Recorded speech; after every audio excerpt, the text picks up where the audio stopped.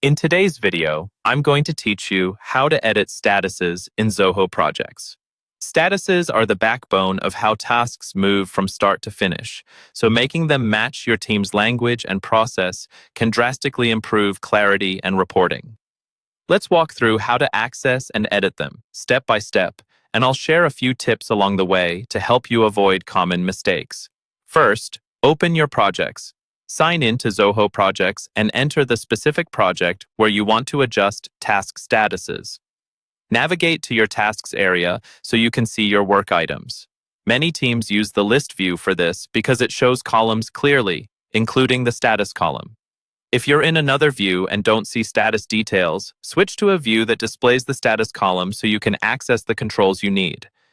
Next, hover over the status column and click the three dots. Those three dots are the context menu for that column. Hovering ensures you're targeting the status column specifically, not another field. If your screen is narrow, you might need to scroll horizontally or adjust your zoom to reveal the column first. Clicking the three dots opens a menu with options related to status management for this project. From the dropdown, click Customize Status. This opens the customization panel where the project's task statuses are defined. Think of this as your project's workflow editor. Any changes you make here will apply to tasks in this project, so it's a good idea to align with your team before making large changes that could impact reporting or automation. Now you can edit every status.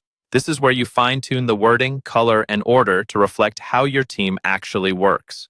Rename statuses to be unambiguous, like changing in progress to doing if that matches your style, or clarifying blocked to waiting on client when that's what it really means. Adjust colors so they're consistent and readable. For example, green for done-type statuses and warm colors for work in progress. Reorder statuses to mirror the sequence your tasks follow, from initial intake through completion, so lists and boards feel intuitive. If the panel supports it, map each status to an open or closed category to keep reports accurate, and pick a sensible default status for new tasks to reduce manual changes later. As you edit, keep an eye on any rules or automations that reference specific status names, since renaming can affect those. When prompted, confirm or save your changes so they apply to the project. And that's it. By opening your project, using the status column menu, selecting Customize Status, and refining the existing statuses, you'll keep your workflow clean, consistent, and easy for everyone to follow.